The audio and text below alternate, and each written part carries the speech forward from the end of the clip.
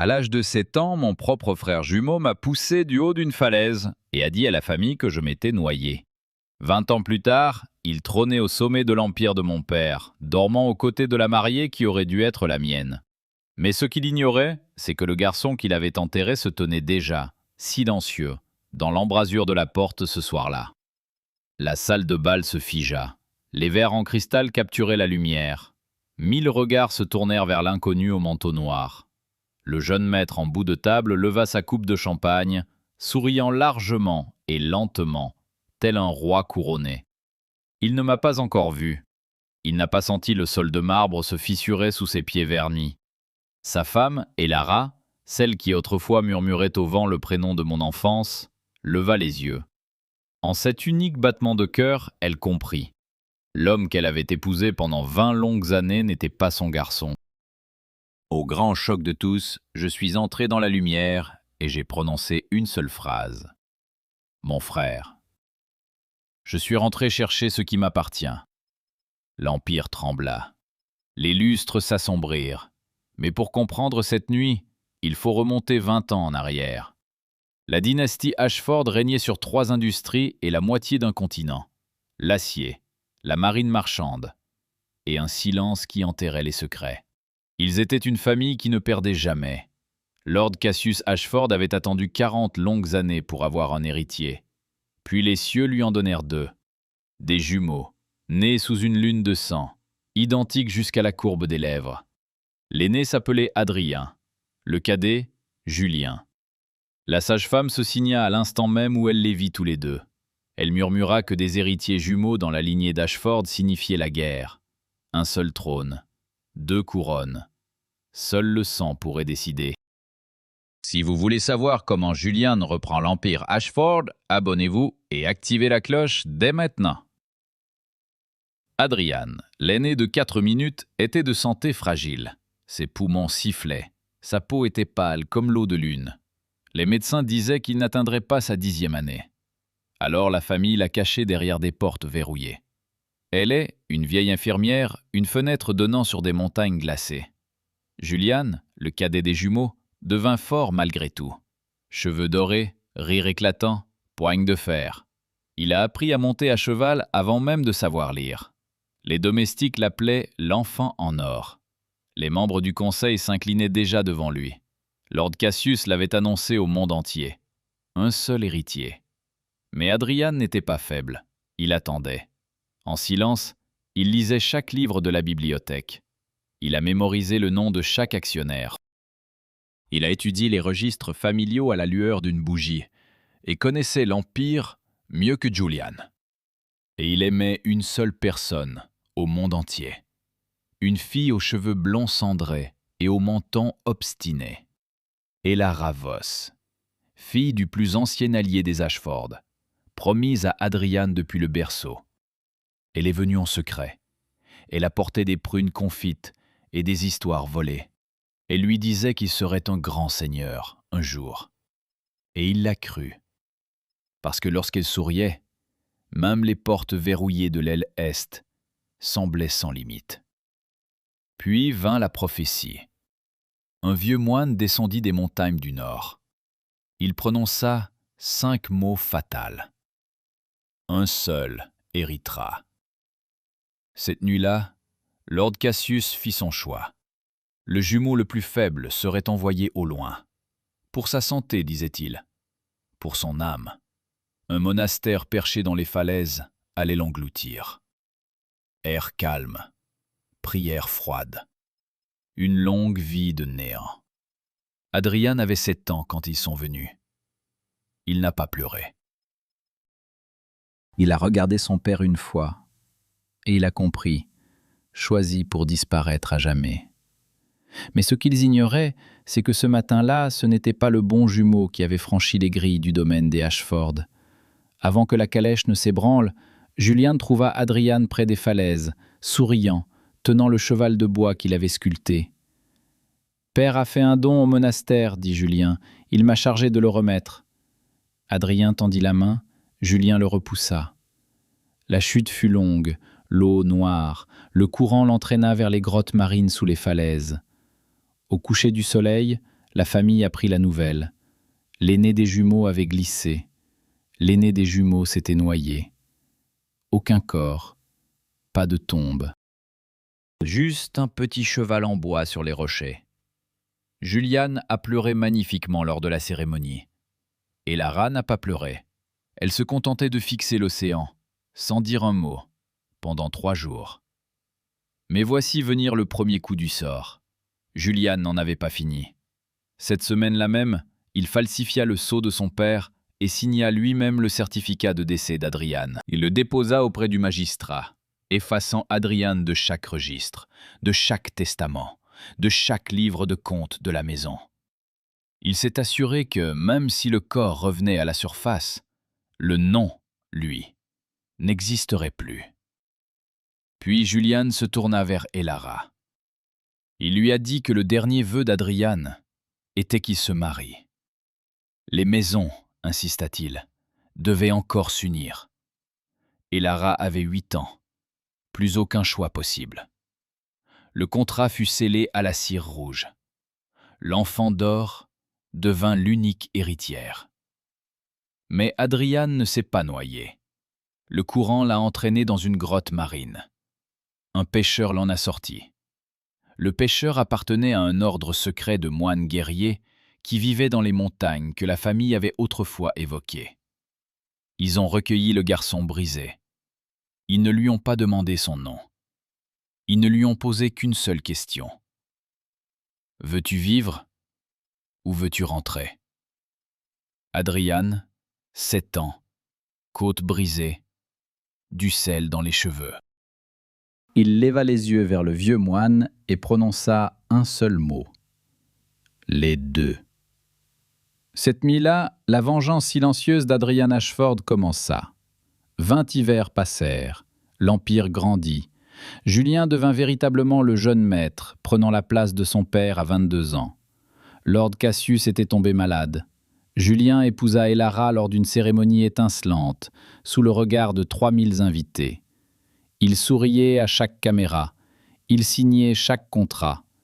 Mais le jeune maître dormait mal, chaque nuit, car au plus profond de ses rêves, il entendit une petite voix murmurer depuis une falaise battue par les vents. Un seul mot, frère. Il n'en parla à personne, pas même à sa mère, la froide matriarche Lady Vivienne, qui cachait une terrible vérité. Elle avait discrètement approuvé le certificat de décès 2 décennies plus tôt. La matriarche scélérate portait des perles noires, souriant d'un air pincé. Elle régnait sur la maison d'un seul sourire peint, et elle avait ses propres secrets. Mais ça, c'est pour plus tard. Puis, par un matin gris, en la 27e année de la dynastie, un étranger franchit les portes. Il était grand. Il se mouvait comme l'eau, cheveux noirs coupés courts, des yeux couleur d'acier froid. Il ne portait aucune arme visible. Les journaux disaient qu'il s'appelait Kael Ren, ancien militaire, décoré, discret, recruté par l'agence privée la plus chère de tout le continent. Son nouveau travail était simple, garde du corps personnel de Lady Elara Ashford. Julian a signé le contrat lui-même. Il jeta un regard à l'homme silencieux. Il sentit quelque chose vaciller. Un courant d'air venu d'une fenêtre depuis longtemps fermée, quelque part, au plus profond de sa poitrine, endurci. Mais il ne vit rien de familier. Il ne vit qu'une épée utile. Et c'est à cet instant que tout bascula, pour toujours. Et Lara rencontra Kael dans la roseraie ce matin-là. Elle lui tendit la main. Il s'inclina. Leurs regards se croisèrent en silence. Elle sentit son estomac se nouer soudainement, comme un enfant ressent lorsqu'un rêve longtemps enfoui se souvient de lui-même. Elle ne savait pas pourquoi. Elle murmura « Nous sommes-nous déjà rencontrés, monsieur Ren ?» Il répondit « Non, madame. » Mais sa voix portait une note qu'elle n'avait pas entendue depuis 20 ans, venant d'une aile condamnée. Un mot qui lui avait dit autrefois qu'elle deviendrait une grande dame un jour. Mais elle était loin de s'en douter. Elle regagna ses appartements ce soir-là et ne trouva pas le sommeil. Elle ouvrit un vieux coffret tiré de sa garde-robe. À l'intérieur, un cheval en bois, à moitié rongé par le sel de mer, ramassé sur les rochers le jour où Adrian est mort. Elle le tenait à 2 mains, et elle pleura pour la première fois en 20 ans. Pendant ce temps, la chasse commença. Le garde du corps la suivait partout, aux réunions du conseil, aux galas de charité, jusqu'au quai où les navires de Julian déchargeaient l'acier. Kael parlait peu. Il observait tout. Il mémorisait chaque visage du conseil d'Ashford, traquant le véritable traître. Il a appris quels dirigeants étaient loyaux par cupidité et lesquels étaient loyaux par peur. Il y a une différence. Un homme qui a passé 20 ans dans le silence apprend à le savourer. Chaque nuit, il arpentait le manoir, seul.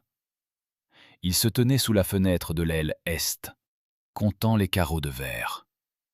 Il se souvenait du garçon qui les comptait autrefois. Mais voici le rebondissement.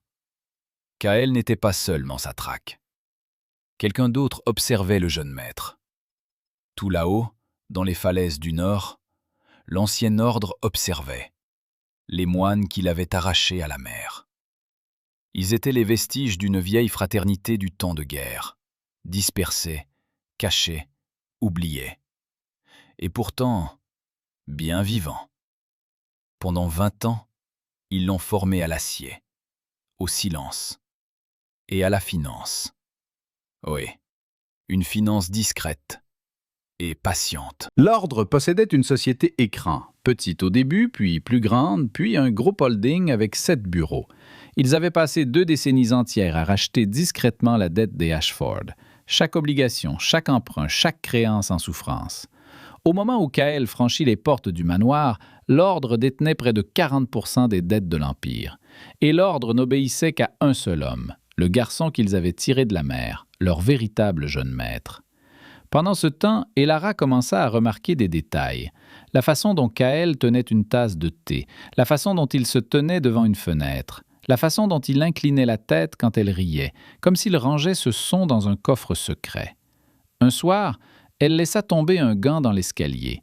Il se pencha pour le ramasser. Sa manche remonta, et à l'intérieur de son poignet, juste sous le pouls, elle aperçut un petit grain de beauté pâle en forme de croissant. Pâle comme un ongle, en forme de croissant de lune. Elle avait déjà vu cette tache de naissance exactement, une seule fois auparavant, sur un garçon de 7 ans enfermé dans l'aile est, durant un été que le monde avait choisi d'oublier. Ses genoux faillirent céder. Kael vit son visage et dit doucement « Respirez, madame ». Elle obéit, en silence. Et elle ne dit rien, pas encore. Mais cette nuit-là même, elle descendit seule aux archives de la famille. Elle soudoya le vieux greffier avec ses boucles d'oreilles en perles et sortit le certificat de décès d'Adrian d'une boîte scellée. Elle l'approcha de la lampe et vit ce qu'on ne lui avait jamais permis de voir vraiment. Le sceau était faux, l'inclinaison de la cire, l'angle du ruban, une grossière contrefaçon d'enfant, signée d'une main qu'elle connaissait bien, celle de son propre mari. Elara resta dans ses archives jusqu'à l'aube, et au lever du soleil, elle avait choisi son camp, au grand choc de tous, et même au sien. La méchante eut un sourire en coin. Mais voilà le rebondissement. Julien le soupçonnait déjà. 3 mois plus tard, le jeune maître se remit à rêver de falaises. Il a trouvé de vieux jouets sur son bureau. Un cheval en bois, une fleur séchée, l'écriture d'un enfant sur un papier déchiré. Quelqu'un dans la maison jouait avec lui. Il accusa les domestiques, en renvoya 3, mais les jouets continuaient d'apparaître. Il fixait Kael, de l'autre côté de la table du petit déjeuner, cherchant un fantôme. Il n'y trouva que de la pierre, que du silence. Mais la pierre avait la mâchoire de sa mère, et les yeux portaient la terrible tempête de son père. La main de Julien se mit à trembler quand il versa le vin. Alors il fit ce que font les hommes Ashford lorsqu'ils ont peur. Il a payé. Il a engagé 3 assassins, des professionnels discrets.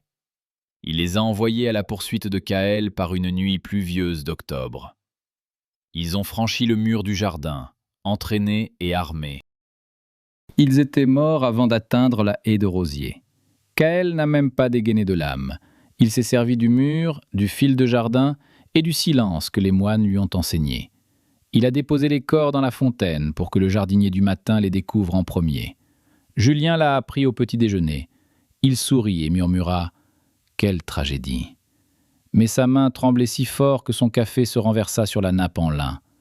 Lady Vivienne, la matriarche perfide, se contenta d'un sourire en coin. Elle savait que son fils était en train de perdre et commença à planifier sa fuite. Pendant ce temps, dans des arrière-salles sombres, le conseil d'Ashford commençait à se fissurer. Un vice-président rencontra un avocat en costume gris. À l'intérieur du dossier, des dettes de jeu, sa maîtresse, des comptes offshore. Et une seule offre, voter avec le nouvel actionnaire majoritaire. Il a voté, puis un autre, puis 5, puis 9. Les défections étaient silencieuses. Pas de presse, pas d'annonce publique. Un lent basculement, comme un grand navire qui vire dans un épais brouillard. À la fin novembre, Kyle Wren avait gagné. À travers des sociétés écrans, à travers son ordre, à travers 20 années de travail patient, il contrôlait le plus grand bloc électoral d'Ashford. Julian était toujours assis dans le fauteuil. Mais le fauteuil ne lui obéissait plus. À la stupeur de tous, le pouvoir avait basculé. Et Lara est venue dans les quartiers de Kaël un dimanche soir. Elle n'a pas frappé. Elle est entrée, silencieuse et résolue. Elle posa le faux certificat de décès sur sa table, le cheval de bois à côté, son alliance à côté de celui-ci. Elle l'a regardé et a prononcé une seule phrase. « Adrian, reviens-moi. » Le garçon enfoui a enfin refait surface. L'homme qui avait été enterré à l'âge de 7 ans ferma les yeux et laissa retomber ses épaules. Il murmura « Lara ». Elle l'embrassa comme si elle avait retenu son souffle depuis les falaises, cette nuit de tempête. Ils ne parlèrent pas de Julien. À l'aube, elle avait emporté ses affaires au pavillon des invités. La maisonnée chuchotait. La méchante siffla. Le jeune maître était assis seul à sa table et fixait une chaise qui n'avait jamais vraiment été la sienne. En une semaine, l'action Ashford s'est effondrée. Les rumeurs ont traversé les marchés comme le feu dans l'herbe sèche. Un héritier disparu. La presse n'avait aucune preuve, seulement de la fumée. Mais la fumée suffisait. Les actions ont chuté de 40% en une seule séance. Le conseil a convoqué une réunion d'urgence. Julien est arrivé dans son plus beau manteau. Il a haussé le ton. Il a exigé la loyauté. Il fut accueilli par le silence et des regards baissés. Il comprit que l'or ne pouvait acheter une chambre déjà prise. Il rentra chez lui et but jusqu'à ne plus pouvoir tenir debout. Pendant ce temps, Julien préparait un dernier coup, désespéré. Il maintiendrait le gala Ashford à la date prévue. Toute l'élite du continent y assisterait. Sénateurs, généraux, vieilles fortunes. Il se tiendrait devant eux pour annoncer le renouvellement de ses vœux à Elara. Il la forcerait, en public, à sourire à ses côtés. Il écraserait les rumeurs par le spectacle, rappellerait à l'Empire qui portait ce nom. Il ne révéla son plan à personne. Pas même sa mère. Surtout pas sa mère. Car la matriarche, cette femme perfide, avait déjà signé son propre pacte silencieux. 3 nuits plus tôt, elle l'avait trahi en échange d'un passage sûr et d'une île privée. Les femmes Ashford ont toujours été pragmatiques. Le soir du gala arriva. Le manoir resplendissait de lumière, 3 orchestres jouaient, 10 000 roses blanches partout. Elara portait un rouge profond, la couleur d'une blessure qui a décidé de parler. Kaël observait depuis le côté. Julian gravit l'escalier de marbre, leva son verre, esquissa ce sourire qui régnait sur un empire depuis 20 ans. « Ce soir, je renouvelle mon serment à ma bien-aimée épouse, Elara. Notre premier fils sera l'héritier de cette maison. » La foule applaudit. Elara ne bougea pas. Et du fond de la salle, une seule voix dit « Arrêtez !» La salle se figea. Kaël Wren s'avança, retira son manteau noir. Dessous, la tunique grise de l'ordre du Nord, brodée d'un petit croissant de lune du Nord. Il traversa la salle de bal, gravit l'escalier, se tint aux côtés de Julien. Il glissa la main dans sa poche et posa une vieille chevalière sur la table. Le sceau des Ashford lui-même, celle qui avait disparu le jour où Adrian s'était noyé. Lord Cassius, frêle, les cheveux blancs, observait depuis son fauteuil roulant près de l'estrade. Ses yeux se figèrent sur l'anneau. Sa bouche s'ouvrit. Il murmura « Ce n'est pas possible ». Et l'Empire cessa de respirer. Kael remonta sa manche, dévoilant la tache de naissance en forme de croissant. Il dit « Je m'appelle Adrian Ashford, premier-né des Ashford, enterré à 7 ans par la main de mon propre frère. De retour ce soir pour reprendre ce qui m'a été volé. » La salle de bal retient son souffle. Un avocat en costume gris s'avance avec un dossier, lisant un test ADN indépendant scellé par 3 cabinets. Il lit la comparaison avec Lord Cassius. Il lit la comparaison avec Julian. Il lit le verdict à voix haute. Jumeaux identiques, tous deux héritiers, tous deux Ashford, tous deux légitimes. Puis il lit le faux certificat de décès, mot après mot, signature après signature. La main qu'il a signée appartenait à Julian lui-même. La pièce se fige sous le choc. Le verre de Julian glisse de ses doigts et se brise sur le marbre.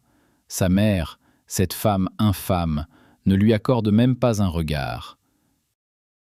Elle relève ses jupes et marche vers la porte latérale, où son homme en costume gris l'attend avec une voiture noire.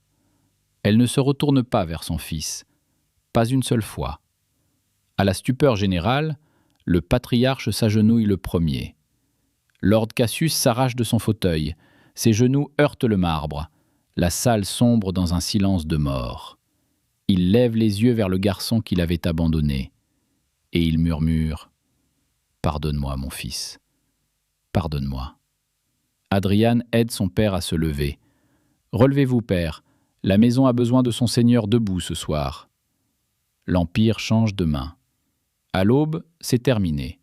Le Conseil vote à l'unanimité. Julian est dépouillé de son nom, de ses parts, de son titre, de chaque siège. Doté d'une modeste pension et d'un paisible domaine au sud, ayant juré de ne plus jamais prononcer le nom des Ashford. Il accepte le marché parce qu'il ne lui reste plus rien. Il franchit les mêmes portes qu'il dirigeait autrefois, sans jamais se retourner. Il croit, peut-être, entendre une petite voix dans le vent. « Frère !» Mais il n'y a personne. Plus que la mémoire désormais, plus que la dette. Les portes se referment derrière le jumeau perdu, le scellant dans le silence et l'ombre. À jamais. Adrian Ashford fut couronné nouveau directeur général au lever du soleil suivant. Il signa son premier décret, la plume assurée. Chaque société écran de l'Ordre du Nord serait intégrée ouvertement à Ashford Holdings. Fini les zones d'ombre. Les moines qu'il avait sauvés ne seraient plus des fantômes. Ils deviendraient des partenaires, une armée silencieuse. Puis il se tourna vers une feuille plus petite et écrivit une seule ligne de sa propre main ferme de jeune maître. « Ella Ravos, veux-tu m'épouser, cette fois, de ma propre demande ?» Il l'a envoyée par un enfant. Comme des fleurs volées dans une aile et verrouillée. Elle répondit d'un seul mot tremblant. « Oui. » La méchante matriarche fut retrouvée 3 semaines plus tard dans un port étranger, les comptes gelés, les perles vendues pour rien. Son homme en costume gris avait disparu. Elle fut exilée dans la honte. Elle écrivit des lettres à Julien, jamais ouvertes. Le mariage fut modeste. Seul le patriarche, les moines, 2 vieux serviteurs qui avaient apporté en cachette des prunes confites, et Elara, dans une simple robe blanche, ses cheveux blonds cendrés tombant dans son dos, les yeux brillants comme les falaises. Adrian glissa le sceau des Ashford à son propre doigt, prit sa main et, au grand choc de tous, prit la parole. « Je rêve de faire ça depuis l'âge de 7 ans. » Elle sourit. depuis les falaises. Pour la première fois en 20 ans, les fenêtres de l'aile est s'ouvraient grand à la lumière du matin. Mais un fil dénoué hantait encore le jeune nouveau maître, 3 mois après ce discret gala de mariage. Adrien ouvrit le tiroir verrouillé du vieux bureau de son père. Lord Cassius s'était éteint paisiblement la semaine précédente, souriant, tenant la main de son fils aîné. Dans le tiroir se trouvait une lettre scellée, à la cire ancienne, de la main du père. Adrien l'a ouverte. Il l'a lue 2 fois. Il l'a lue une 3e fois. Et l'air est devenu glacial. La lettre disait simplement « Mon fils, si jamais tu lis ces mots, sache que vous n'étiez pas 2. Ils étaient 3. Ta mère a donné naissance à des triplés la nuit de la lune de sang. La 3e était une fille. Nous l'avons cachée pour sa propre sécurité, chez une famille fidèle à aucun nom, ayant juré de ne jamais murmurer Ashford. La prophétie ne parlait que d'un seul héritier, mais elle n'a jamais dit seulement 2 enfants. Souviens-toi de cela, mon fils. Si jamais elle te trouve, pose-lui une seule question avant de te fier à sa main. Le vrai nom du cheval de bois. Adrien posa la lettre, le regard glissant vers le petit cheval de bois posé, silencieux, sur son bureau. Le cheval qu'elle a gardé au bord de la mer portait un nom que seul lui et une autre âme connaissaient. Cette nuit-là, l'aîné de l'Ordre du Nord entra dans le bureau sans un bruit et s'inclina profondément devant lui. Il a dit « Jeune maître, des nouvelles arrivent des provinces du Sud. Une femme s'est mise à demander après Ashford. Elle a 27 ans, ses yeux sont gris cendré. À l'intérieur de son poignet, une tache de naissance en forme de croissant. » Adrien s'approcha de la fenêtre. Une tempête arrivait de la mer, sombre et lourde d'une antique prophétie. La foudre illuminait les falaises où il était jadis tombé. L'empire était à lui. La mariée était à lui. Le nom était le sien. Pourtant, au-delà de la tempête, une sœur qu'il n'avait jamais rencontrée marchait vers ses portes. Parce que la prophétie n'a jamais parlé de seulement 2 héritiers. Et le 3e Ashford rentrait enfin chez lui. Si vous voulez savoir ce qui se passe quand le 3e Ashford entre dans la lumière, restez bien ici. Ce qu'elle désire, qui l'a caché, parente ou reine. Chaque réponse vous attend dans le prochain chapitre. Clique sur le bouton j'aime pour que l'algorithme te montre la partie 2 dès qu'elle sortira. Abonne-toi et active la cloche, car l'histoire du 3e jumeau s'écrit déjà, en ce moment même. Rien que pour toi. Dans les commentaires ci-dessous, dites-moi, ami ou ennemi, sœur perdue ou nouvelle méchante. Je lis toutes vos théories. Abonnez-vous maintenant.